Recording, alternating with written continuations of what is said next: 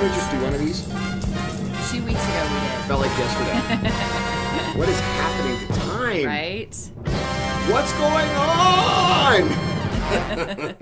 That's how I feel sometimes about time. Crazy, crazy, crazy, crazy. Right? Indeed, indeed. So we got people trickling in, and we have an exciting show. Yes. Is it a show? It's alive. Alive. Yeah. Is Alive a show? It is. If you're watching it visually, then it is a show. Welcome to Live with Stéph and Shay, which is our show. It's our show. Sure. It is. It is. Deneen says change. Huh? Hey, Deneen. Hi. Hi. Hi. She's speaking in code. Are you saying, Deneen, you want me to go change into a different shirt? I don't know. I don't know.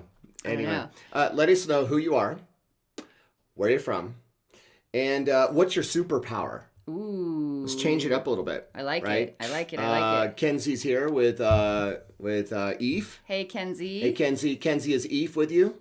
Probably is. Just a hunch. I know Eve wouldn't miss one.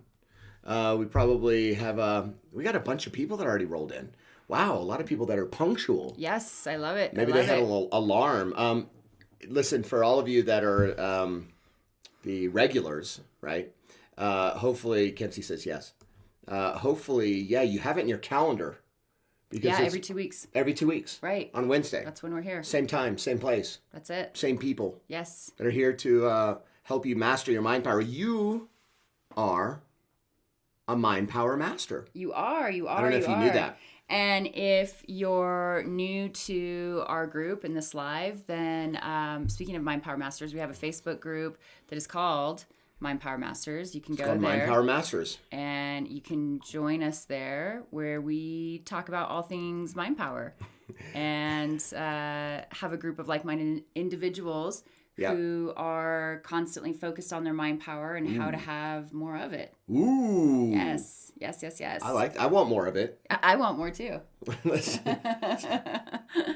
Yeah, that's why we watch our own lives. That's why we do what we do. That's why we do what we do. But it's also why we can watch our own lives. have more of it. We do, right? It's funny, usually right after the live, we put it on when we go have dinner, our own live. Yeah, well, and I like learning from us. Feedback, too. Feedback as well, immediately, so that we can see what we can do better, etc. Deneen says, "Oh, I got it." Sorry, Deneen, you had me in the void. I dropped into the void. You asked what was going on. What was going on, and she said, "Change." Yeah, got it. I get it. Got I get it. it. Yeah, Got change. it. We got more people coming in. So let's see. I want to catch up. We got Rosanna. Hi, Rosanna. Hey, Her welcome. superpower is prayer. Awesome. I love that. That's great. That's a good superpower to have. Chelsea says superpower is love. Nice. That's cool. Like Care Bear. Like Care Bear. Sending love. You remember that, Chelsea? Care Bears? Zoe, Laura, Deneen, SoCal. Hope is my superpower. This is awesome. We got prayer. We got love. We got hope. Artie from Texas. Hey, Artie. Her superpower is ditto. Yeah? Chelsea's love. It's the same as Chelsea's. Artie's is also love. Yeah. Mikey Z, his superpower is hang loose. Paul McKee says hello. Mom's here. Renee. Welcome. Hey, Renee. Good to see you, Renee. Hey, Renee. Good to see you. Good to see you. Hey, I'm curious. So, ooh, it's good to be curious. Usually we are streaming on Facebook, LinkedIn, and YouTube. And I haven't seen anyone from LinkedIn or YouTube yet. So let us know if you are joining us from there. Otherwise, we might just be on Facebook. Maybe we're just on Facebook. How would we know? How would we not know? That's a good question. So Chelsea says, I was just thinking about Care Bears the other day. So are we. We're actually talking about Care Bears. We had a weekend event in St. George, Utah, which was awesome. Yeah, it was the mind-powered couple. It was the mind-powered couple for some of the top performers within a network marketing company called Kayani. It was an amazing event. Great group of people. We might have some of the people here joining us today. Awesome time with them. It was a lot of fun. Mr. Vanderplas is here. Yeah. So Care Bears. Yeah. So we did an exercise and some change work actually for a gentleman there, assisting him to overcome We did some healing. Yeah, he had a massive thing that he was working through, so we helped him to work through that. So we asked the audience to everyone send, the Care Bear stare, the love up to the front of the room. Is that what it's called, the Care Bear stare? Well, yeah. I didn't know it was called that. Yeah. Yeah, they just knew that they projected, like the heart, like coming from their chest, which is awesome. So Chelsea, you probably sensed that or felt that. If it was on Saturday was when we were doing a nice little breakthrough with a gentleman publicly with all the audience, projecting a lot of love and care and support. We got a great group. So today is March 10th, 2021. We want to get into it because I know we've got everybody here. So we want to keep everybody here. So stay here so that you can hear what we have to say here. Yes. By the way, so of course the next Facebook Live, yes, we're already thinking about that. Because we want to make sure you have it in your calendar, is Wednesday, March 24th, which is 2 weeks from now. Yes. Okay. We are, by the way, for those of you that are new to joining us, we're the co-authors of the Wall Street Journal best-selling book, Master Your Mindpower, which is also a USA Today best-selling book. It was Barnes & Noble and Amazon best-selling book. Actually hit Amazon #1. It hit Wall Street Journal #2, which is insane. And today we're going to be talking about embracing the suck. And we have the Fergusons. Hello, Uber Mindpower coaches. Hello. Rosanna says, I love Care Bears. By the way, this is the part where we're checking in to see who all from our tribe is with us. Then we have the Currans. Hello, the Currans. Welcome. Good to have you all. So we're going to be talking about embracing the suck. Yes, which is out of chapter 3 of our book. We were talking about chapter 3 for the last couple of Facebook Lives. Yeah. Sorry, lives. Lives. Been kind of a series. Well, today might just be a Facebook Live. I'm not seeing any comments from LinkedIn or YouTube. No. That could be by chance. Our access on LinkedIn expired, so I don't think we'll be there this evening. That's a bummer. Yeah. That's something we can reconnect at some point. Yes. I'm sure. Okay, and YouTube? Not so much. Don't think so. Okay. So well, we have individuals that are usual watchers from LinkedIn that are not going to see us. Yeah, maybe they'll find us on... I hope they find us on Facebook. Yep. And hopefully our social media team can fix the thing. Yep. Which is good. Okay, so we're going to be talking about embracing the suck. Also, so hang with us. Yeah, hang with us. We have something we want to talk about before we talk about embracing the suck. After we talk about embracing the suck, we're going to be doing a giveaway. Yeah. Like we usually do. Like we always do. Journal, signed book, t-shirts, some swag. Yes. Some swag, which is going to be good. So, yeah. So hang in till the end because you got to be present to win. Are we giving away short sleeve or long sleeve today? I think whatever they want, Ooh. Right? I mean, I don't it's your pick. I don't know what it's like where you're at. We had like 50-degree temperatures the other day, and then it snowed today. Yeah. And it's going to snow tomorrow. So. I was out sitting in the sun yesterday, and then it was snowing today. Yeah. Wild. I know. So we have our long sleeves on today. So, it's springtime. Well, almost spring. This is where it's like weeks, the weather's kind of bipolar. Yeah. It's just, you never know. So if you want long sleeve, you could choose that. Or you could have short sleeve too. Whatever you want. Yeah. Cool. So we'll get there at the end. We'll get there in the end. Cool. Yeah, I wanted to talk about something before we talk about something. Yeah. So help us out here. We need your engagement in the chat room. Because Shay and I have a burning question.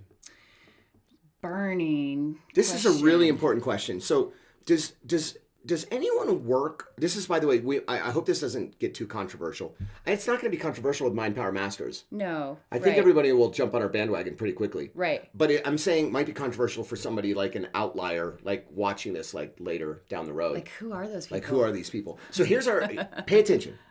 Here's the question. So does anyone really work hard anymore?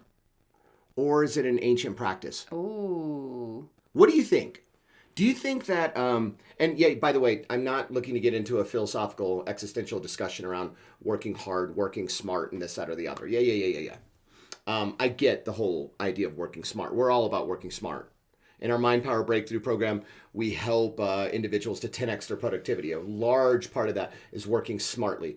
Also, individuals that really want to make things happen in their life will need to effort at it in a hard working way as well. So they can work smart, but then on top of it, work hard as well. Right. And I'm not talking about 24/7 around the clock. I'm talking about, and please, I'm really curious, like in the chat room, does anyone work hard anymore? Or is it really an ancient practice? Like, are individuals, because Shay and I found it like really, really, really interesting. Like, I remember the days, like we kind of talk about it like they're the good old days where you could count on individuals to just do something.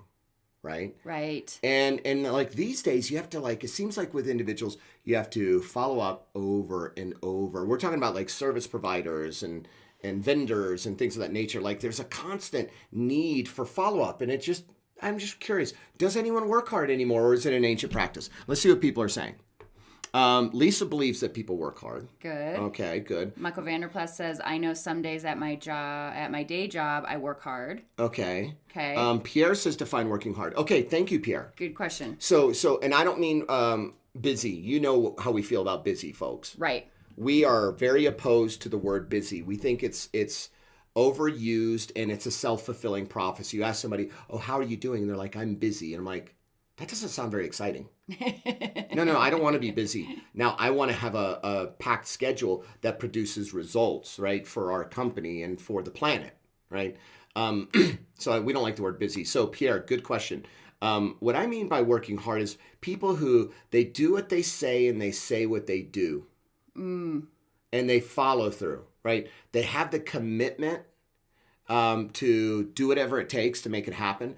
They see it through, meaning they have followed through. They take ownership over their trade, over their job. Like, that's what I mean by working hard. I don't mean like working like 24/7. Shay and I don't believe in that. Right. Sleep's important to us. Yeah, exactly. So a couple more comments came in. So Tara says, I work hard. Yes. Okay, yes, good. You do. Tara, yes, we know you do. Mark Ferguson, 10% are perfect. I'm not sure what you mean by that. Yeah. Patty says, is it not working hard or is it work ethic? And me, by the way, yes, Patty. When I say, working hard, I mean, do people have work ethic anymore? So yes, Patty, you're on the same wavelength as Pierre, which is defining working hard. Yeah, which is good. Amy says, if we think work is hard, it will be.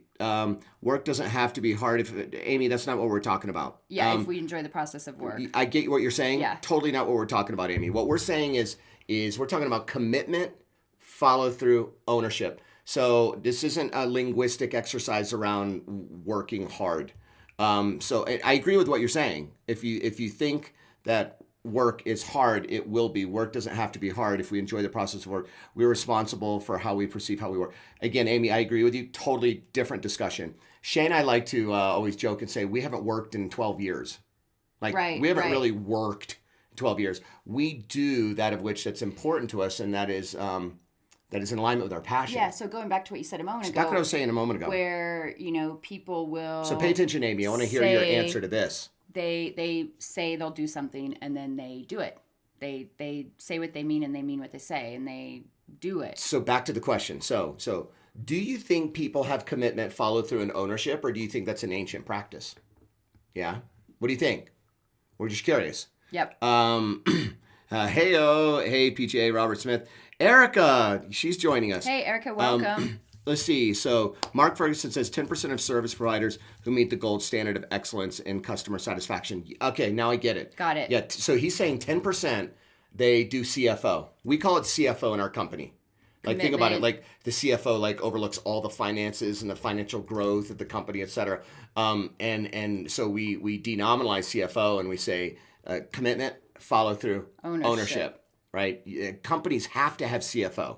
They have to have commitment, follow through, and ownership. Yep. So let's see. Valerie has a good response. Yes, some do work hard. I know my husband works really hard. He owns his own landscape company. But most vendors I deal with in my industry, it is a constant follow up. Wow. Yes. This is what I needed to find out. I always have to follow up over and over. I don't think they really care about good service anymore. Okay, so now Valerie is on our path. This is kind of what we're trying to discover. So Valerie says, I do that. Yeah. Yes. Rosanna says, when I was working, I was dedicated and inspired, furthermore, passionate about the work. Okay. That's commitment. That's going to create follow through and ownership. Yes. I bet you, Rosanna, when you were doing massage, it's not like somebody had to keep you committed to doing it. It's not somebody had to go and make sure that you were getting from the head all the way to the feet, like, and that you had to do it with a lot of ownership. Like you probably just did it. Most Mindpower masters just do it, right?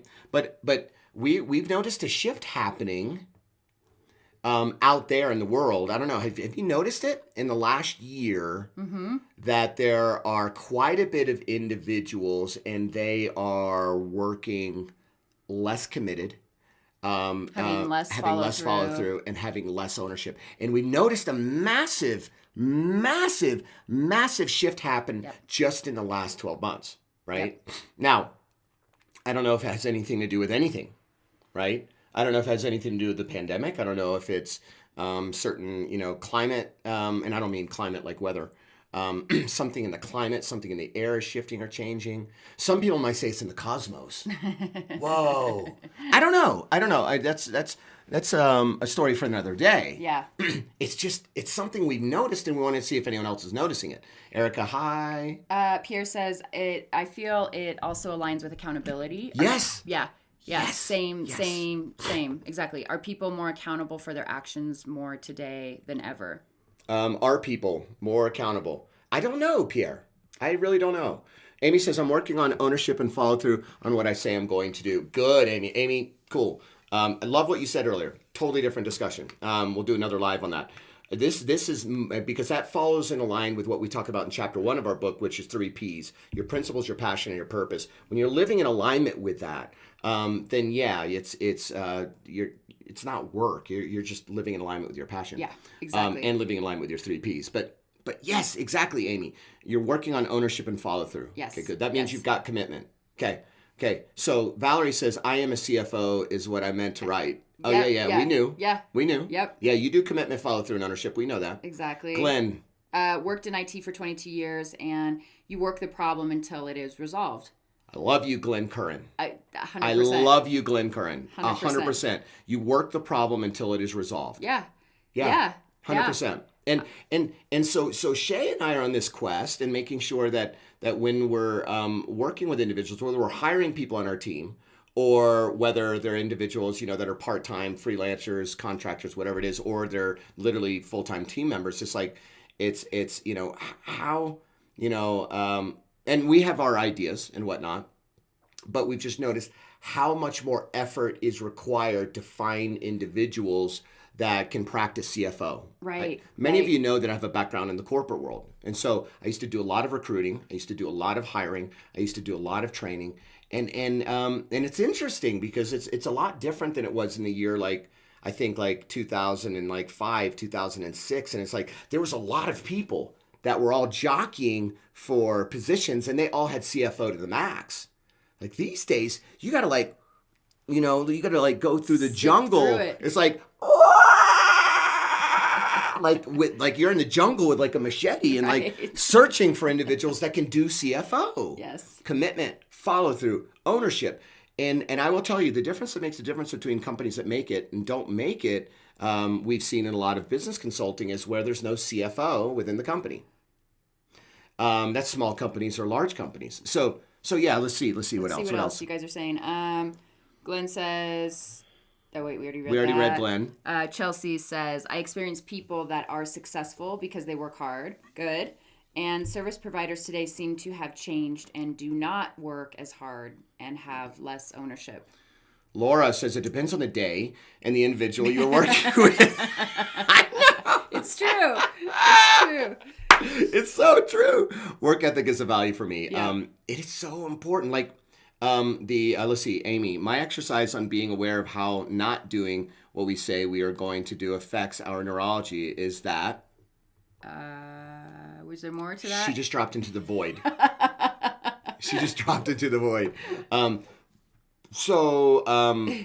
Oh, wait. More's coming. More. Not from Amy. Okay. Robert says something. say that. Okay, yeah, she cut herself off. I'm going to stare at this candle for 15 seconds to do it. Say, I'm going to raise my right hand and do it. Then say, I'm going to raise my right hand. Instead of raising your right hand, raise your left hand. And notice how you feel inside when you don't do what you say you're going to do. Exactly. Yeah. Exactly. It's the congruency of something.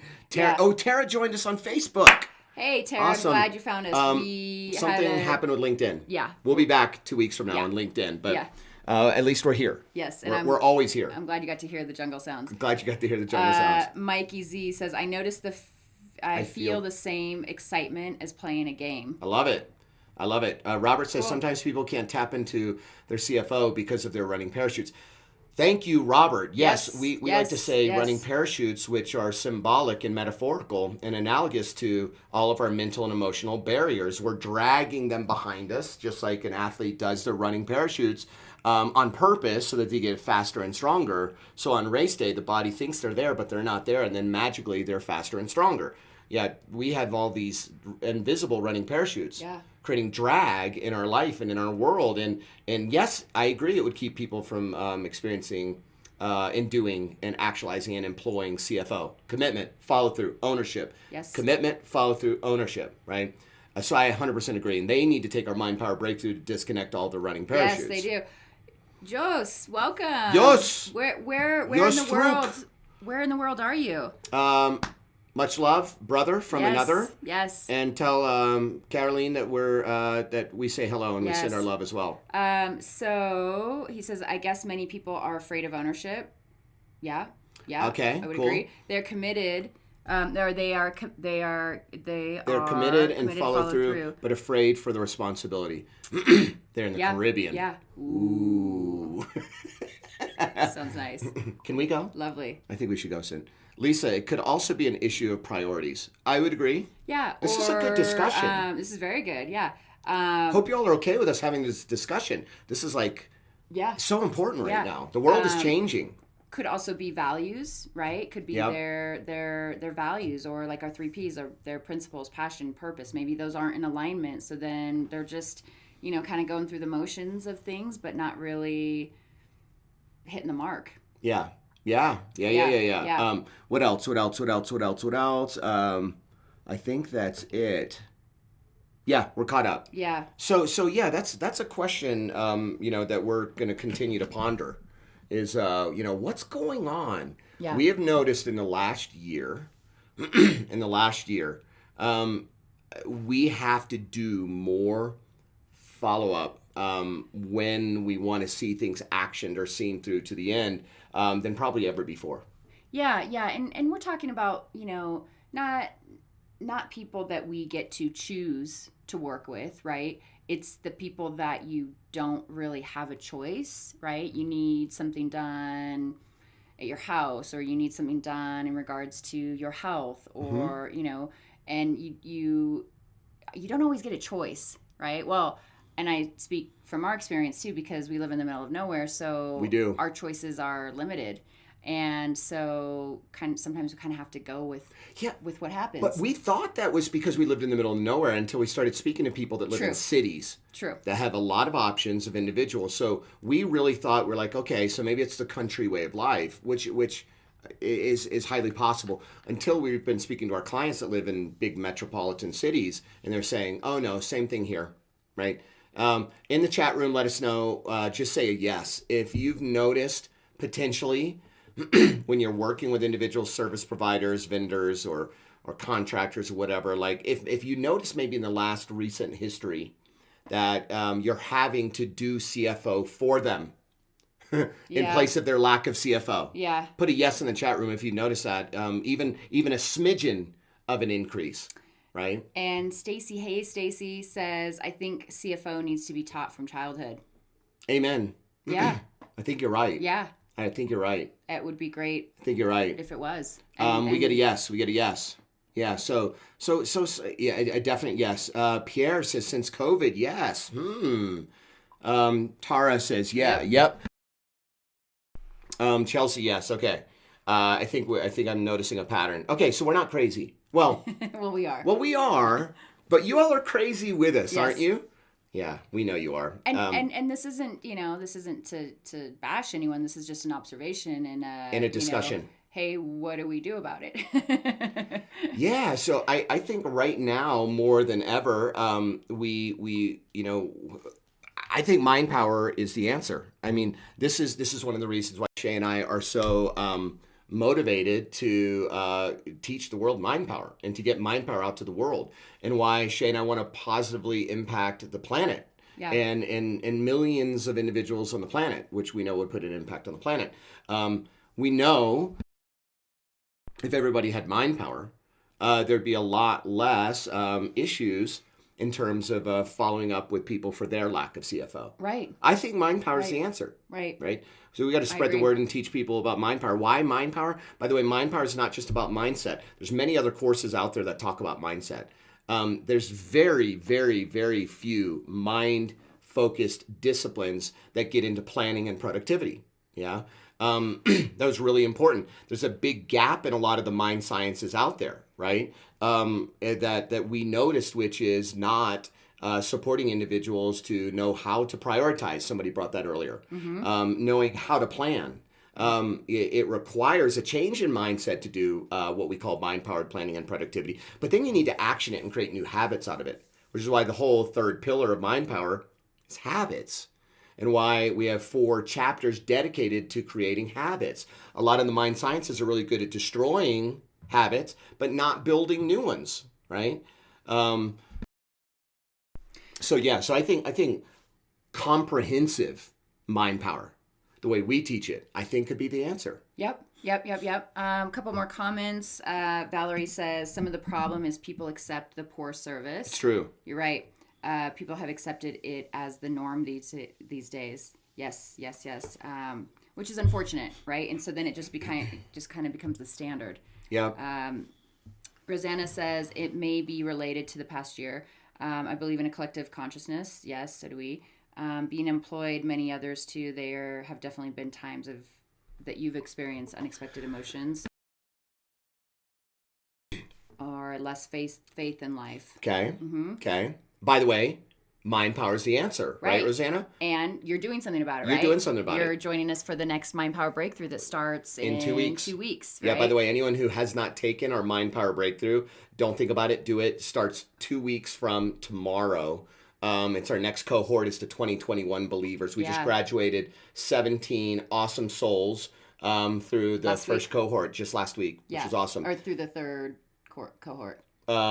First cohort of this year. Oh, yeah. Yeah, first cohort of 2021. That's right. So, yeah, Rosanna, absolutely. And so if individuals are fearful, or what did she say, less faith in life, then they need to get acclimated and I would say, centered on their 3 Ps, their principles, passion, and purpose, which we do in Module 1 of Mind Power Breakthrough. Right. Exactly. So what else? Laura says yes. You were saying yes in response to our question, yes. and then what happened to commitment over the last years? Yeah. Chelsea says we're amazing, kind of crazy. Mind power, indeed. Jos says start with realizing they have a mind of their own. Then find the power. Yeah, 100%. And Jos, you're exactly right. Why do you think we are on a quest to help people to realize they have minds, plural on purpose, right? And that they can have power over it. Remember what, I think it was Noam Chomsky who said, if you don't think for yourself, then somebody else is going to do the thinking for you. So that's why it's so empowering to have mind power. Is realizing that you're driving the bus, right? You're steering the ship, you see? And then the paradox is, it's funny, everyone's talking about consciousness and everyone's trying to get more conscious. Shay and I, we like to laugh and say we're trying to get more unconscious, meaning, connected more to our unconscious mind. Yes. Yeah. Yes. Because that's where our intuition is, our gut feeling, our intuitive thoughts. Yes. Right? Yes. So. Good. A couple more comments, and then we'll jump on. So Chelsea says, it does make me look at how I personally follow through and help me to see where I can strengthen my CFO. Okay, good. Cool. Yeah, us as well. Us as well. We're looking at it going, okay, well, Where can we be more committed? Yeah. Where can we, let me give you, I don't want to go too far out there, but everything's a projection. So, if you're pointing the finger somewhere, then how many are pointing back at you? 3, right? So that means if you're noticing something in someone else, then you need to triple notice it in yourself, right? If you're noticing something in someone else that bothers you or rubs you the wrong way or that irks you, then triple notice it in yourself and see how you can improve. That's the whole notion of perception's projection. Right. From Dr. Carl Jung, famous Swiss psychiatrist and one of the fathers of modern day psychology, right? One of the main 3 fathers. And so the reality is Shay and I have been noticing this, and I'm like, where can I get more committed? Where can I have more follow through? Where can I have more ownership? And I'm like, you know what? We've been doing a lot to positively impact the planet in the last year, and we realized even though we do fitness every single day, we could amp up our fitness a little bit more. Yep. Right? For general health and stamina and strength and power. And so that's like an area where we're able to recognize it. And so we're not just pointing the finger, we're actually bringing it back inside and saying, okay, cool. This is a year where fitness becomes more of a priority and the growth of our company becomes a priority. Building our business so that we can impact more lives around the planet becomes even more a priority. So we're more committed, more follow through, more ownership for the purpose of hopefully attracting people that have more CFO. Yeah. That's how it works. Amy says, haha, the conscious mind is the least informed and the last to know. The unconscious is powerful. Yes, it is. Indeed. What else? Jada says, hey, been listening and have to chime in. Yes, I agree. The way you both teach Mindpower is different. Your methodology teaches you how to create habits to actually stick. Yeah. Yep, 100%. Big on how. Amy says, I was thinking about the word mindset, which when I think about the word set, yes, it presupposes mind is set. I'm thinking of coming up with different language than set. Yeah. I like it. I like it. Cool. Yeah. Good. So, or you can, go a little bit out there with it and think about it like, a thermostat has a set point, which is always changing. Yeah. Based on the time of year and where you want it to be, so you can play with it. It's all on how you view it and perceive it. So not making a decision is still making a decision. Right. It's true. Right. It's true. It is. It's true. It is. Yeah. Robert wanted to share virtually all of the attendees in the Mindpower Breakthrough Program realigned their principles, passions, and purpose. Wonderful transformations for all. Yes. Yeah. We did. And did have a good group. Oh. We have to say congratulations to those that are here with us, that are graduating. Yes. From the recent Mindpower Breakthrough. That was a short one. I need to do the Italian one. Bravo. The Fergusons are here. They recently graduated and had a great experience. Yes, so. And whoever else is here, but maybe not, hasn't commented, so we can't actually see. Right. If you're here. And real quick, I had to share this because this is there's Mark right there. This is really awesome. Speaking of Mr. Ferguson, I'm going to share this right there. Let me zoom in a little bit. So we had Jackie after module 3 of Mindpower Breakthrough said, again, tears running down my face when talking to my future self. That's a proprietary methodology that we love doing with our clients. That was really cool. This module helped me be more aware of my problem and the importance of solving it. Yeah. Mr. Ferguson. Says module 2 was awesome. It was a tremendous experience. Yeah. And I love his happy face there. And then likewise, let's see, we have Louisa. Can you read that? I don't know if we can read that. Hold on. Sure we can. I just wanted to say that I have had the most productive day in a very, very long time. This morning I did my 9-minute morning routine for mental toughness, which we teach on there. Some of you know that I learned during the Mindpower Breakthrough, including breathing, gratitude, and goal setting. I've already achieved 2 out of my 3 goals for the day, and it's only 2 p.m. Wow. Awesome. I may even leave the office early today. Thanks again. And then the final one, Veronica said, this was positively intense, to say the least, and knowing that we are barely scratching the surface. Wow. That was after... I can't see it. That's okay. We're going to come back on us. That was after module 1. That was already after module 1. After the first module. Which was awesome. And she had great breakthroughs along the way. So you all are all invited. You guys are all invited to the next Mindpower Breakthrough. Yeah, which starts on March 25th. Yeah, absolutely. Starts on March. It's Thursday, March 25th, right? That's correct. Cool.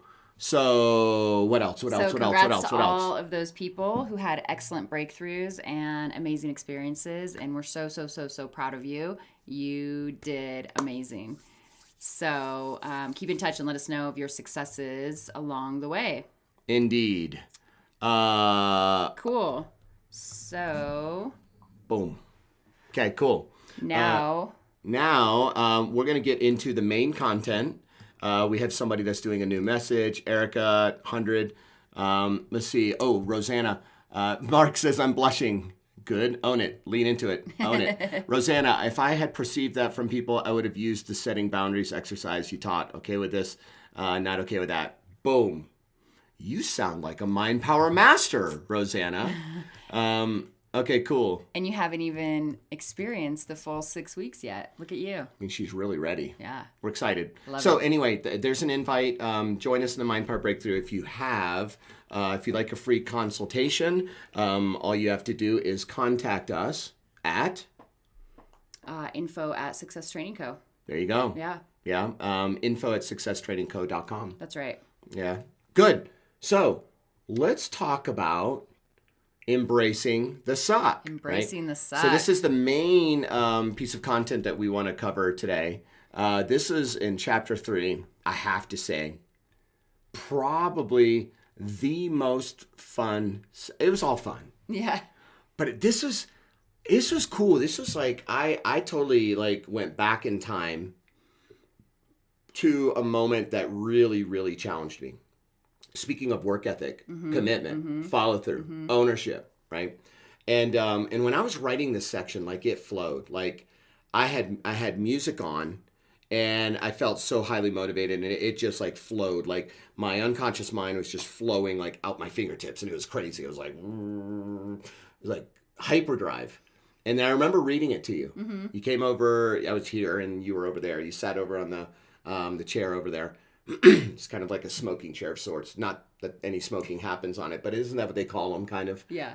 So that sounds a lot better than a therapist's couch, I think. Right. But anyway, I remember creating, it just came to me. I was like, oh my gosh, this story's got to be in the book whenever chapter 3 has to do with getting comfortable being uncomfortable. Because this was probably one of the most uncomfortable moments in my whole life. I mean, in my absolute whole life. And this was doing one of the triathlons. Shay and I have done many, but it's one of the triathlons that we did, which is actually well known in the the multi circuit. Kind of the circuit or the multi-sport arena or the triathlon arena as being one of the most difficult. And it is at Donner Pass, right?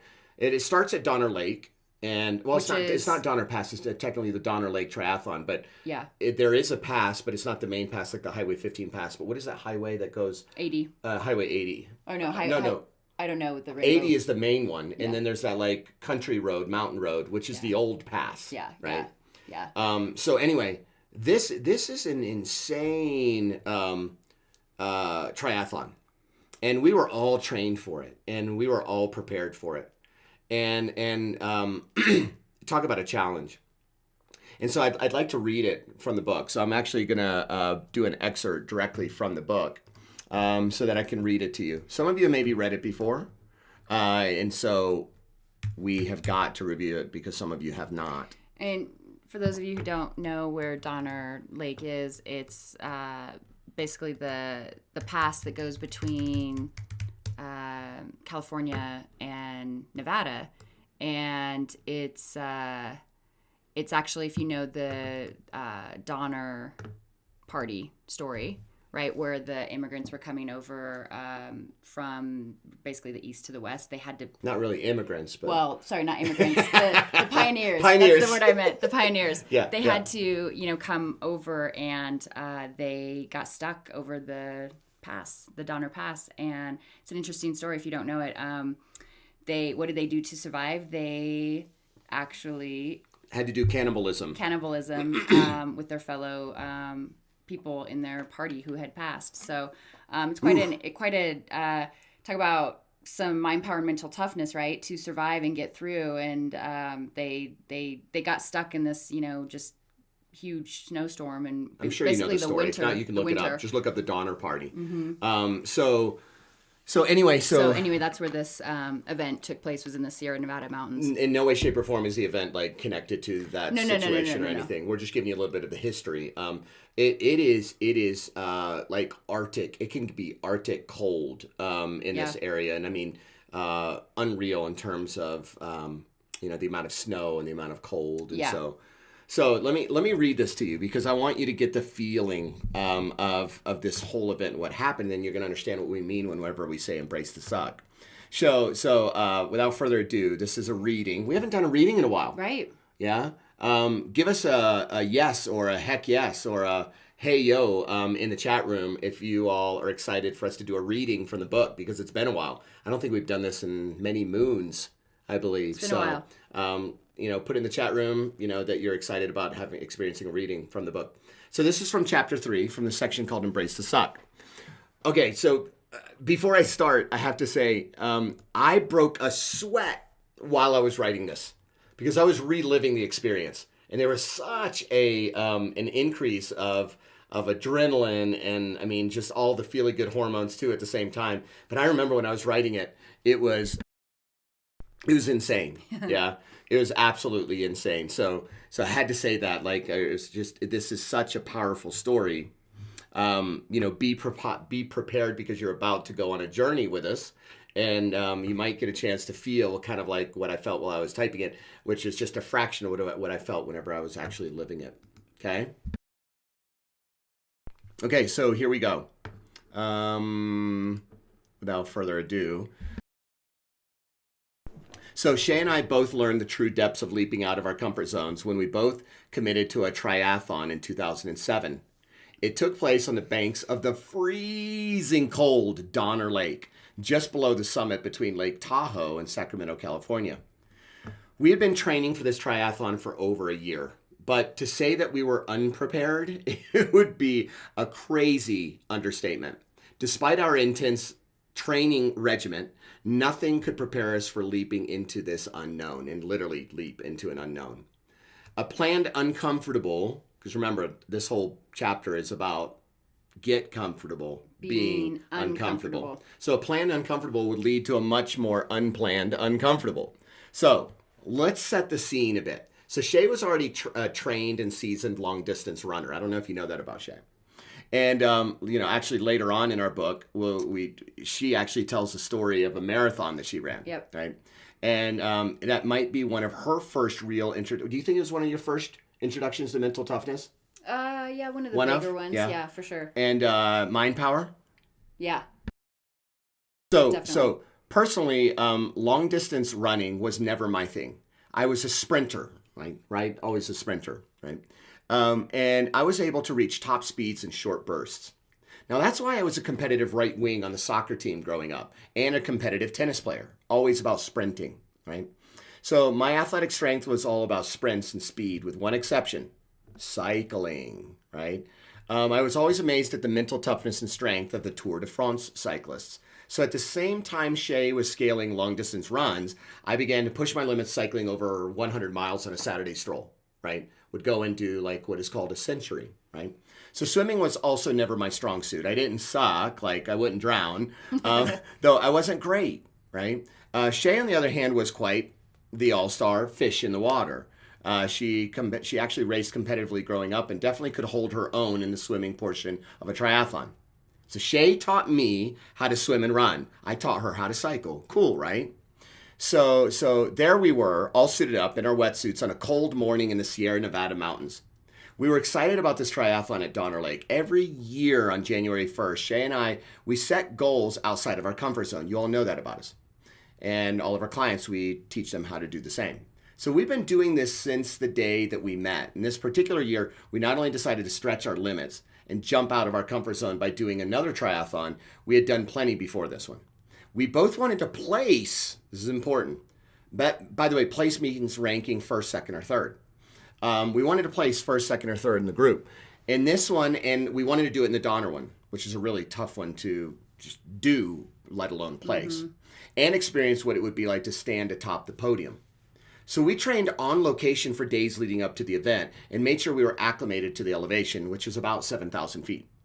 So the air temperatures and the water temperatures, we wanted to make sure that we felt what it was going to feel like, right, in terms of the air, in terms of water. Okay, follow me here. Here is the problem. So our training days happen to be on warmer days, right, which also warmed up the top layer of the water a bit too, making the dive into the water considerably more comfortable. It's like, ooh, this is comfortable, right? So it gave us a false confidence since a cold front was rolling in, unbeknownst to us, right? We felt prepared and we felt strong. We felt ready. But we weren't. No, we weren't. Oh my goodness. So on race morning when we woke up, there was a thick cloud cover in the sky and the temperature had dropped significantly. I had no clue how cold that lake water would be, even with a wetsuit. Like we were doing this one with a wetsuit, but we were about to find out. So the starting gunshot fired. Right? And I sprinted, doing what I do best. I'm sprinting towards the water real fast. And I was the first to dive in. So all of a sudden, I remember I went into the water and I was like, it was so cold. Oh my goodness. Oh my goodness. Ron Williams says, I like Donner Lake. It's in my backyard. Fierce cold. So I was like, holy shiitake. It was freezing cold. Like the type of cold that numbs you the second you come into contact with it. After, of course, you experience the shocking feeling of pins and needles all over your body. The warm top layer in the lake from the previous day was gone entirely. No more warm water. Nope. My body was in total shock, both from having not expected the water to be so frigid, but also from the abrupt freezing temperature. I couldn't get a full breath. I was like, I felt frozen and paralyzed by the chill, and I wasn't the only one. I looked around and saw racers ones that we saw were top swimmers in other events with their eyes wide open, mouths like this. Like a lot of people were in shock. So we had all leaped into the unknown. In this case, into the frigid water. My mental toughness was wavering from the get-go, and my mind power was temporarily powered down. The cold had zapped my mental cheerleader, which meant unpleasant thoughts were roaring through my head. My self-talk was downright horrible. I was saying things like, you're not going to be able to do this. You're going to fail. Why didn't you train harder? You should just give up now. There's no way this is going to end well. I mean, literally, with every detrimental thought, my body felt weaker and weaker. It got worse. I know, right? How, right? You're wondering? Well, my wetsuit that had fit perfectly, which means not too loose, where you would create drag, and not too tight, where you can't breathe. The day before, it was perfect, right? In the warmer conditions, now actually felt slightly too big. Follow me here, okay? Stay with me. So this was my first cold water triathlon. I had never encountered this obstacle. This was a first. Yeah, there's a metaphor there, by the way, so pay attention. My body had constricted a bit in the cold water, creating space between my skin and the wetsuit material. Space that the ice water whooshed right inside of the wetsuit. Ooh. This created an immense drag. Not only was I trying to haul my own body through the race, but I'd now accumulated some significant and freezing water weight, you see. I tried, keyword, to half swim before the group behind caught up. But the drag on the wetsuit was like a weight pulling me downward into the water. I was moving as slow as a snail. In hindsight, this must have been pretty funny to see from a bird's eye view. An okay swimmer thrashing about weakly in a wetsuit bloated with cold water. They probably would have sent a rescue squad, right? So then it happened. The massive group of racers I thought I was beating thanks to my quick sprint into the water, they snuck up on me like a crowd. I realized then that I was swimming slower than I ever had. Yeah? Whack! An elbow, it hit me in my head from behind. I remember, just like that. Pow! I got kneed in the groin. This was, of course, unintentional. No one was picking a fight with me in these waters. Instead, these were just swimmers with their heads down, swimming through the water, doing the best they could, and I was a laying duck. I must have been hit at least a dozen times all over my body in defense. I curled up in a fetal position and I sunk deep into the cold, dark waters. Sometimes you have to embrace the suck, my good buddy Corey had once told me. Yeah. So, side note, Corey, he was part of the Army Rangers, which is a special operations force. They're an elite light infantry unit tasked with missions like direct action raids, airfield seizures, reconnaissance, and personnel recovery. Corey made hundreds of halo, which means high altitude, low opening jumps. He was the epitome of walking mind power. And he humbled me often with his stories jumping out of planes, I mean up to 35,000 feet up in the air, oxygen assisted, on missions, right? He couldn't tell me the locations or details of his jumps because they were still classified. Pretty cool, right? He had said, when you're stepping out into the black abyss on a night jump for the very first time with an oxygen mask strapped to your face, you betcha you're absolutely effing scared, he said. Is it uncomfortable? He said, you bet you're, you know what, it's uncomfortable. You just need to embrace the suck, get with it, and put on your big boy pants, he said, then jump. So I've been skydiving once before, but obviously it was a tandem jump with an experienced skydiver firmly attached to me, right? He's in charge of the parachute and the mechanical portion of the experience. So compared to Corey's experience, it wasn't really skydiving. I'd call it kind of like a recreational joyride. Right, exactly. You've done it before, right? That's exactly what it is. So if I had someone to lean on, I had someone to lean on. I mean, whenever, you're doing it tandem, right? So I wasn't in control. I was just along for the experience. By contrast, I couldn't imagine what it had to be like to make that jump, meaning Corey's jump. 35,000 feet, dark, yeah, no full moon, oxygen assisted. Are you kidding me?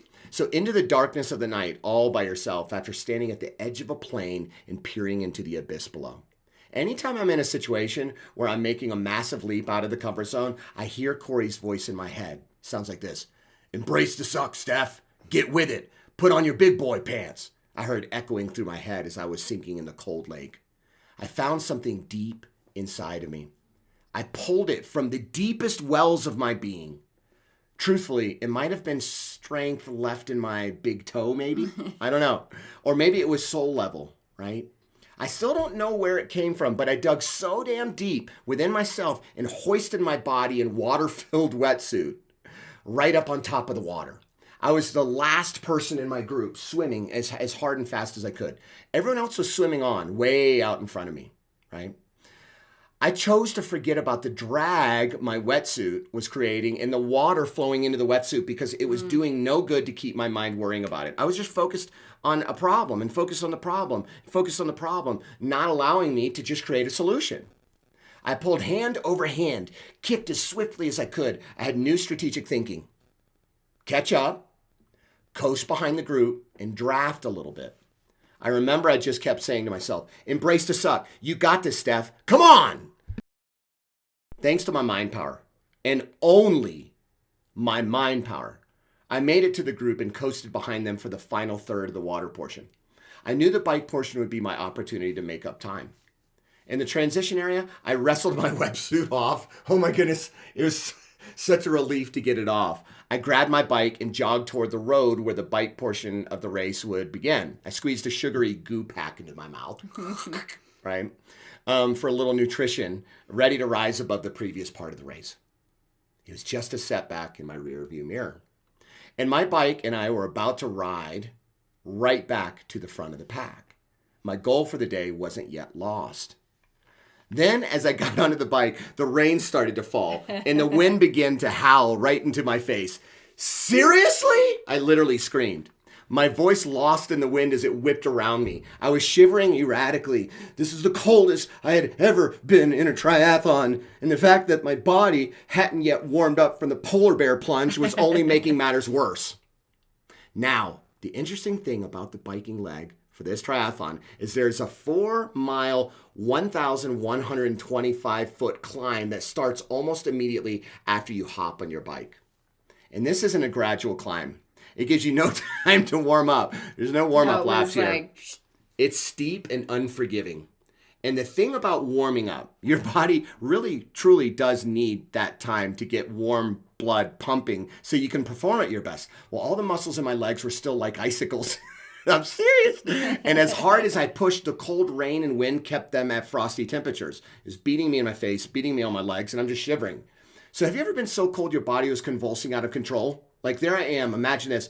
This is me cycling, and I'm sitting there, and I'm like, like wild convulsing. It was wild. So that was me on a bike. It was as shaky as you can imagine. And so every single time my hands on the steering wheel, on the handlebars going up, right, up the hill, and I'd convulse, I'd almost fall over. This is supposed to be my easy portion, by the way, because remember, I'm a cyclist. So my legs locked up, screaming at me to please give up. And yet I knew I couldn't stop. I knew it. I knew it in my bones.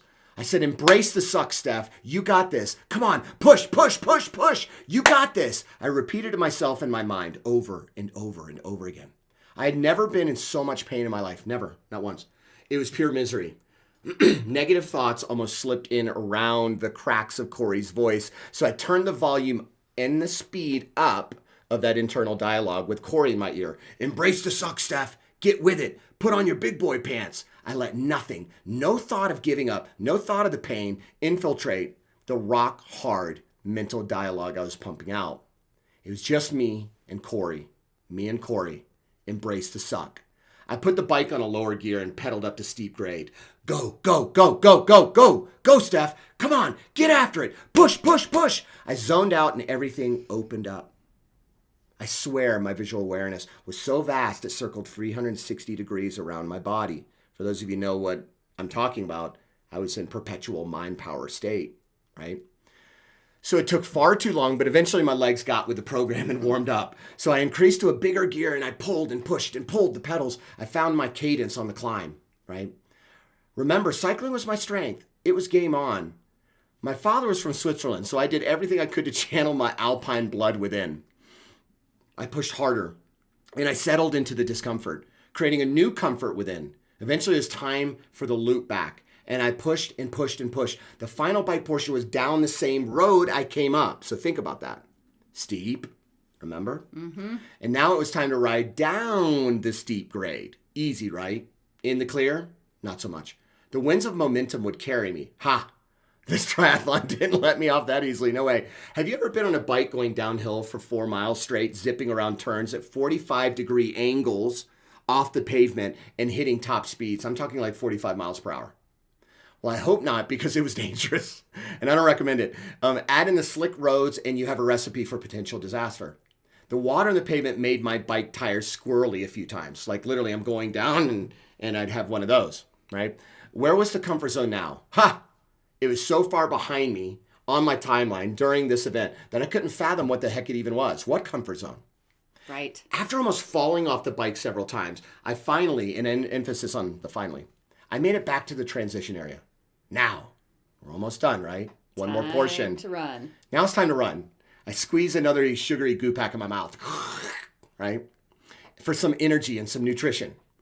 I've been crazy enough to endure this pain before so many times in so many different triathlons, though I kept going back for it again and again. Right. What were we thinking? I don't know. I knew what was waiting on the other side. And the fact that I had done so many, it gave me an inner confidence. If I've done it before, I can do it again. This time, however, it was different all around. The rain started pouring down harder, creating sheets of a torrential downpour, and the wind picked up more. As I sprinted out of the transition area, I slipped on the same grass and mud from the whole mess, and my feet came out from underneath me. Ugh! Thud! I hit the ground, bruising my tailbone, but I grit my teeth, shook it off, and got back on the path. As I became accustomed to the feel of my feet on the pavement, I noticed a sharp pain. The blisters on my feet were ripping open. Ugh. Have you ever had that happen? Uh-huh. How does it feel? Horrible. Is it fun? No. No, not so much.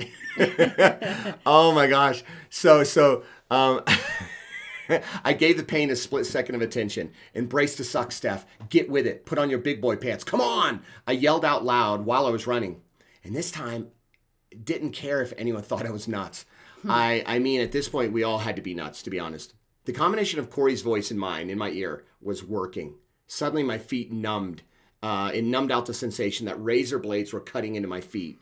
Running wasn't my best skill, though I could keep up. At this point, I was probably more than a dozen people back from a podium spot. Not too shabby for a guy who had been dead last in the swimming portion. Embrace the suck, Steph. Get with it. Put on your big boy pants. Come on. As I'm yelling this out loud, a swift runner speeds past me, and I tuck in and I cruise behind him at a faster cadence than I've ever actually run before. Comfort zone? What comfort zone? My legs were cramping up so badly I swore they were going to lock up, and I'd take a nosedive into the asphalt, and that would be it. All done. All the training, all the adversity, and all the crap I broke through, done. Go, go, go, go, go, Steph. Come on. Get after it. Push, push, push. You do have more within you. Come on, find it. Get after it. I screamed. The other runner and I were taking turns leading each other back and forth, back and forth. This was a strategic move to keep each other moving and to pass virtually everyone on the course. We kept passing people, and eventually there were only about 600 yards left in the race. Listen, I can't explain this level of pain I was experiencing. It threatened to literally shatter me. I mean, shatter me. Any endurance athlete or military personnel that went through a hell week is sure to know what pain I'm talking about. But this was the moment. Believe it or not, I was in a new comfort zone. You got that? I decided to keep that commitment to myself to get a podium spot. Good news. Sprinting was deeply embedded in my DNA. I had this. 300 more yards. I looked back at my temporary running buddy and I took off, hitting faster speeds on my feet than I've ever experienced. I felt like my leg muscles were going to break through my skin, literally just pop through them. I could feel the blisters ripping wider open on my feet. 100 more yards left. I could see 3 guys in front of me that I knew were in my age group. I have no clue where I pulled it from, but I started running faster, faster. Bye-bye, recent comfort zone. Let's go. Embrace the suck, Steph. Get with it. Put on your big boy pants. Come on, come on. Go, go, go, go, Steph. Come on, get after it. Push, push, push, push. You do have more within you. Get after it, I exclaimed. The voice got louder and louder and louder and louder, growing with every quick step I'd take, creating a surge of sheer willpower that rose from within my being, creating explosive energy. I passed the 3 guys and sprinted across the line, barely passing my final opponent. I felt relief flood my body as I realized I was past the finish line. I slowed down to a jog. Promptly, I literally just fell into the grass. Literally just fell into the grass. I had finished. I couldn't believe it. I wasn't sure if I got a podium spot, considering how much time I'd lost on the swim. I waited for what felt like 10 hours to find out. My mind was racing. Had I done it? I waited and waited while throwing every food and electrolyte-filled drink down my throat so I could replenish minerals, fluids, nutrition. I waited until I heard. And I waited, and finally, second place. Stéph Shay. The announcer butchered my name, but I didn't care. Shay also got to stand on the podium when the women's names were called. Third place, Shaylee. We had defied all odds and accomplished such an incredible feat during crazy circumstances. We pushed it, both of us, and experienced so many breakthroughs along the way as we embraced the suck, broke through many comfort zones, and found a new level of mental toughness and mind power within.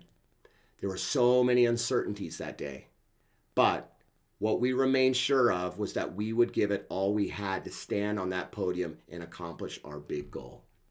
And embrace the suck in the meantime. That's what you got to do. Yep. Sometimes in life, you got to embrace the suck. So hopefully you enjoyed that reading. So tell us in the chat room, have you ever experienced a situation where you had to embrace the suck? And I'm sure that answer is yes for all of you because you're all Mind Power Masters. And what did it do for you after that? How did it expand your knowing that you can accomplish whatever you want? How, right? So, how did it allow you to reach deep inside and find something that you didn't even know existed? Oh, by the way, Pierre, very, very knowledgeable of the Wim Hof method, 100%. We have breathing coaches, so we're very in tune to breathing. Very, very good stuff. I just didn't know about it back then, my friend. No. Sorry. Now we do. Now we do, but that was back in 2007, so that was quite some years ago. It's almost like 15 years ago, isn't it? Yeah. Wow. Yeah. Holy shnikes. Yeah. Right? Yeah. He loved this reading. Mark, brilliant. So much more engaging when read by the writer. Thank you very much. Chelsea, loved hearing you read it live. Yeah. So tell us, have you had a moment where you were up against it? I mean, really, really, really up against it. Yeah, no, thank you, Pierre. Always offer suggestions. Love it. Very, very, we know our breathing coaches have worked with Wim Hof directly. And so love it. Love good stuff. Good stuff. Love, Yeah. love breath work. We do breath work daily. Glenn says, yes, 5 years in the Army, you embrace the suck. Absolutely. After that, you can overcome anything. It's yes. true. Yes. It's true. Yes. And Glenn, isn't it interesting? Earlier you said work the problem until it's gone. Right. Do you think there's any coincidence there? It's ingrained within you. It's ingrained within you. Yes. My brother. Absolutely. Absolutely. Yeah. Hey, Travis. Hey, Good to see Travis, you. welcome. Trainer's training caused me to reach down so deep inside of me that I found resources that I didn't know I didn't know that I had. It's true. Yep. Yep. Yep. Yep. Exactly. That happens to individuals in our Mindpower Breakthrough. Module 6, the Fergusons will attest, and anyone else that's here, that Module 6 will push them. But the funny thing is, they always get all the work done, even with some gripes and groans and maybe some curse words thrown in our direction. They embrace the suck. But they embrace And the they suck, do and it. they do it, They and do they it. get through it. Yeah, So yeah. same thing happens in Module 6 of Mindpower Breakthrough. Absolutely. Yeah. Zoe says, I did a 20-mile gravel bike race that I had only done 7 miles on gravel before. Yes, and you and I did coaching through that, so you could use your mind power to do it, and you did it. Absolutely. So where else? Where else? Yeah. Have you truly, for your model of your world, don't compare yourself to my story. Don't compare yourself to Shay's marathon story, because she had to embrace the suck when she had that marathon situation, which is in the mental toughness section of the book. Yes. So no, for you, where was it where you were up against something?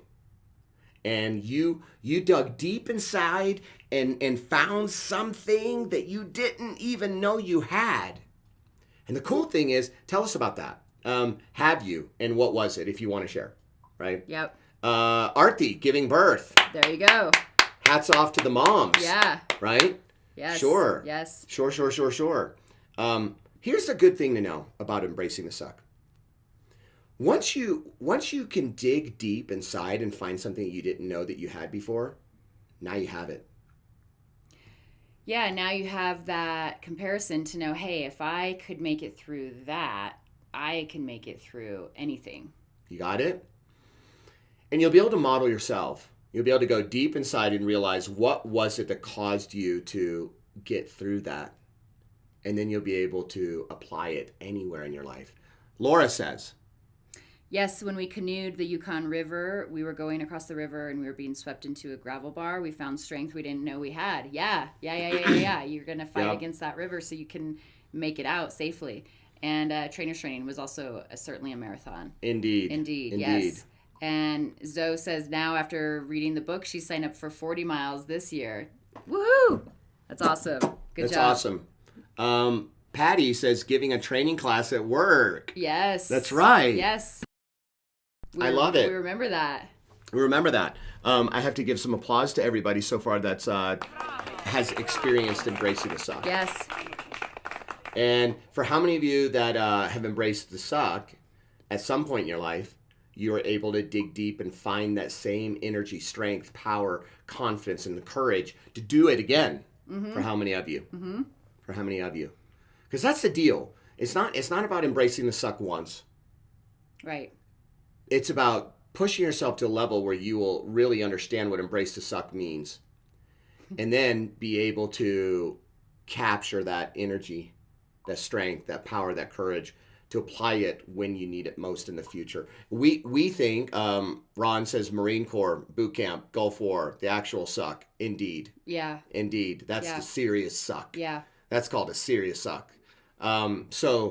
So to each their own, everybody, but and like we said, it's your experience doesn't have to be ours, doesn't have to be Patty's, doesn't have to be Ron's, doesn't have to be Zoe's, doesn't have to be Artie's. Like it's whatever your guys threshold is. You don't have to have given birth in order to understand embrace the suck. Saying you don't have to have done a triathlon to embrace the suck. You don't have to join the Marine to embrace. What we're saying is you have to find within you what embrace the suck means.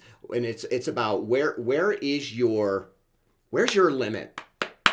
And when do you realize that it's necessary for you to push the limits a little bit? Because then you will have found something within yourself you didn't even know existed. Here, do something for me. Okay, here's what I want you to do. Seriously, so stand up for a moment. I can't stand up because we have our camera that's stationary. But here's what I want you to do. I want you to stand up for a moment. Go ahead, stand up. Make sure you're standing up. If you have your phone and you're holding it, lean it up against something. What I want you to do, pay attention, okay? This is a cool little exercise. I want you to rotate clockwise with your body. Here's your pointer finger, right hand pointer finger. And what I want you to do is I want you to go right hand, staying stationary in your feet, okay? Stay stationary in your feet. Stay stationary in your feet, firmly planted into the ground. Pick your pointer finger and twist at your torso and go as far as you can, and then point, and then make a mental picture of where you're pointing to. I'm doing it right now. Make a mental picture where it is. You with me? You with me? Good. Thank Standing you. up. Come back. Firmly planted. Facing forward. Pointer finger. Rotate clockwise and go around and just twist at your torso and go as far as you can. Okay?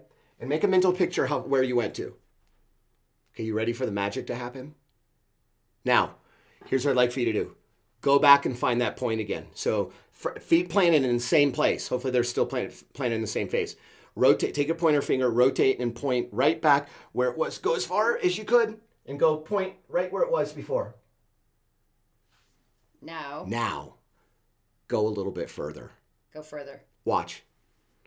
You'll find, with some amusement and a little bit of surprise, that you can go further. That you're actually able to go further than the furthest point that you thought you could go. Isn't that cool? Think about it. I told you on the first go to go as far as you could. And you did, or... You thought you did. You thought you did. Right. And then I said, go find that spot again. And go further. And you were able to go further, weren't you? You did. I know you did. We know you did. We've done this in audiences of literally over 1,000 people. And everybody in the room is like, holy cow. That right there is a great example of where you think is your most, where you think is your limit, where you think is your all I can do. There's always more. You got it? So, hopefully you enjoyed today's lesson about embracing the suck and pushing even a smidgen beyond further where you think that you can go. Then you think you and can. Everyone always can. Yeah. Everyone always can. You just got to find it. And dig deep for it. And dig deep. Yes. Travis says, I did go further. Good. Good example. Good. And that's Mindpower, Travis. That's Mindpower. Thank you all for sharing your experiences. You've all had your embrace the suck moments, and not just one, but many, and continually, right? That's life. And you'll continue to dig deep and embrace the suck and go further each time, knowing that, hey, if you can accomplish that thing, that thing that has been the most embrace the suck moment for you, then you can accomplish anything. Yep. Yeah, remember from our last live, we talked about the steps to breaking through fear. Remember? Number 1, fear, which it just means false evidence appearing real. Understanding the difference between external versus internal, right? External versus internal. External, well, tune it out. Internal, well, here's the deal. First, you can do box breathing, do the square breath, right? Pierre was talking about breath work. We're big into breath work. Do the square breath where it's breathe in through your nose, hold, out through your nose, hold. Every side is of the same amount of count, like anywhere between 3 to 5 seconds. Identify the fear. What is it that you're scared of or fearful of? Ask yourself, what do I want to do instead? And focus on that with picture, sounds, feelings, smells, tastes, and self-talk. And then remember, 20 seconds of courage, 20 seconds of insane bravery. Lean into the fear, lean through the fear, and do that of which you are fearful of. Repeatedly. Yes. Repeatedly. Right? And if you need a little bit of courage, go back and read Embrace the Suck in the book for a little bit of courage. So, yeah. Awesome. We needed quite some courage to get through that triathlon. Yeah, we did. Chelsea says, I went way further. Boom, Nice, she says. Nice.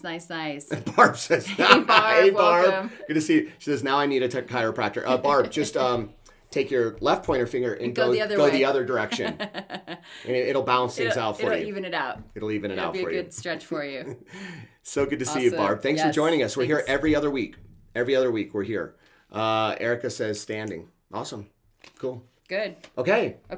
So hang with us because we're going to be doing a swag giveaway. We're going to be giving away a journal.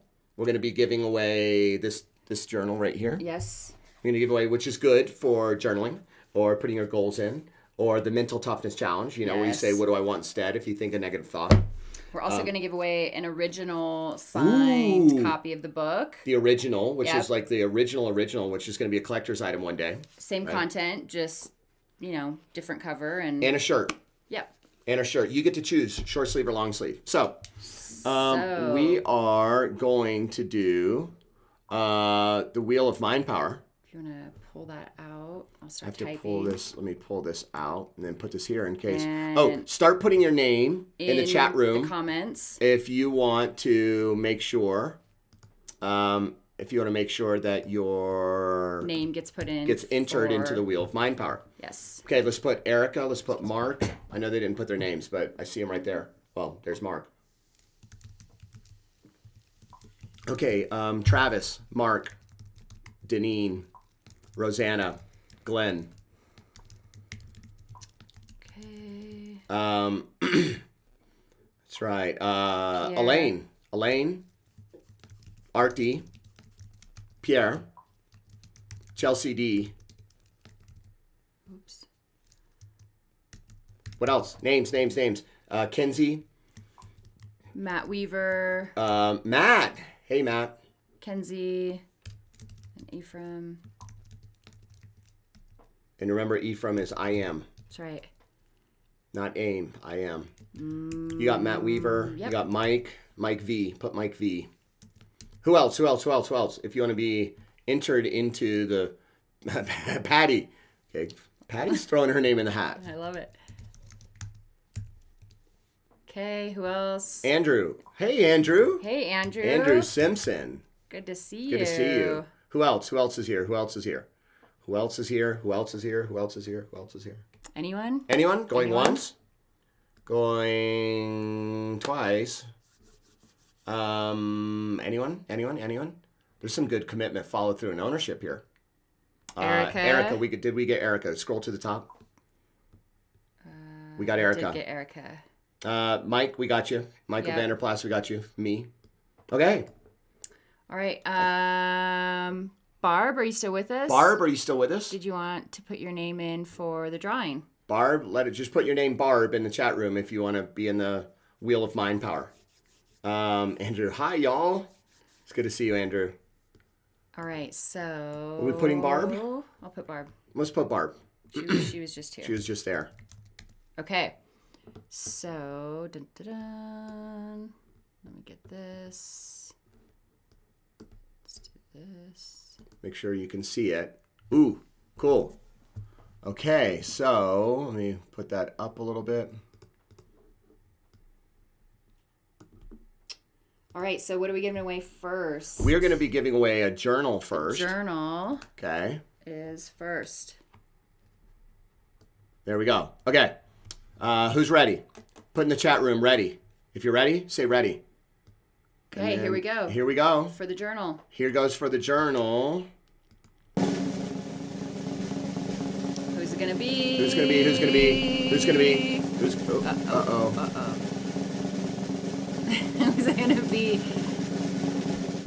Pierre! Woo!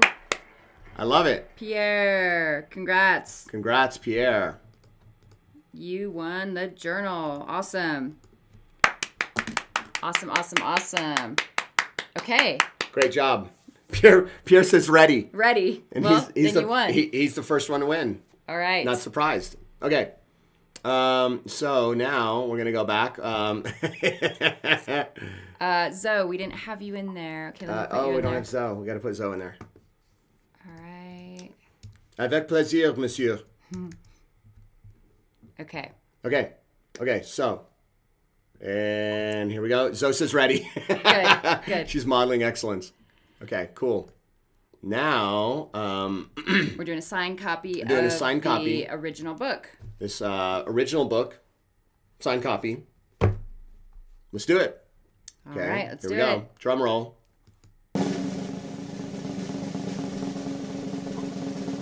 Who's gonna be? Elaine!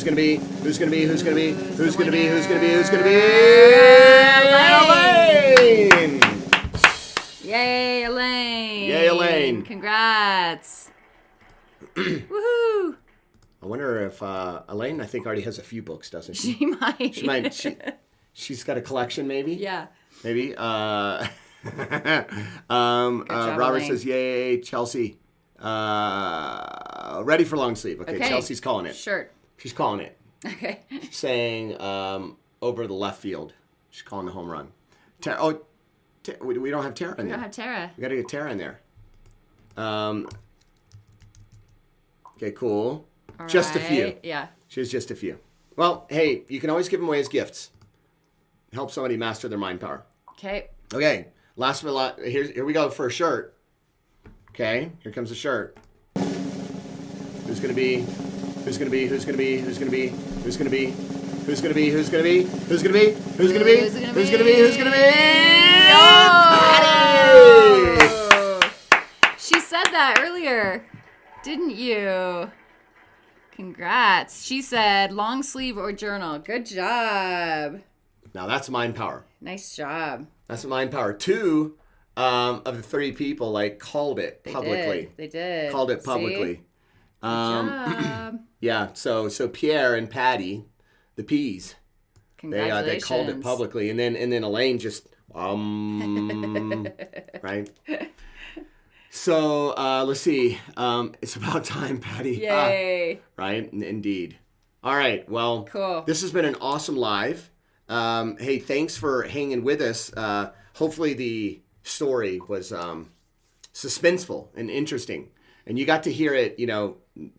Obviously the way you read it, I'm sure was great, and then you got to hear it directly from the person who experienced it, so that you got the feeling and the auditory with it. So hopefully you enjoyed that. We got to talk about CFO just in review, which is commitment, follow through, and ownership, which I think a lot of the world right now needs a little bit more of. So be a shining light, and you yourself, as a Mind Power Master, practice CFO every day. Ask yourself consistently, am I fully committed? Am I following through until the project is done? And am I owning every single thing, project, task, item, whatever, to the max, right?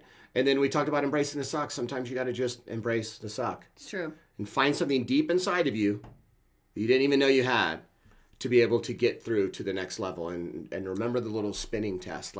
Everyone can always go further than they think they can. It's a great metaphor. Yes. Great metaphor for life. You think you've gone far enough, you can always go farther. Remember that. Let's see, a couple other comments just to wrap up. Chelsea says, okay, I'll buy a long sleeve. If you don't want to wait, Chelsea, you're more than welcome. Just contact. Right. Elaine says, happy to offer up my book for another role. Hold on. Wait a second. So how about for a shirt roll? She's going to offer up her book, and we'll do another shirt roll.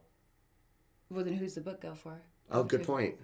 Okay. So the book, we would okay. roll for the... So we're going to roll again. Okay. All right. Okay. All right. Okay. Real quick, Elaine she wants more Wheel of Mind Power. She wants more Wheel of Mind Power. So here we go.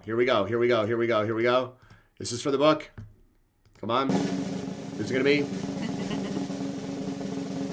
Who's going to get the signed copy of the book? Signed copy of the book! So! Congrats. Yay. Okay. Cool. Very kind of you, Elaine. Very. She's like, I have a library. We'll have to... We're gonna get some more swag. Eventually. Right. Yeah. Eventually. Yep. Okay. Well, you all have been great. So that's a wrap. Great to see you all here. Tara says commitment, follow through, ownership every day. Yes. Love all of you. Great job to you tonight, to all of you. And thanks for hanging with us. And go out, continue to master your mind power, the ultimate elite state of mind. And we'll see you in 2 weeks. Yes. Okay? See ya.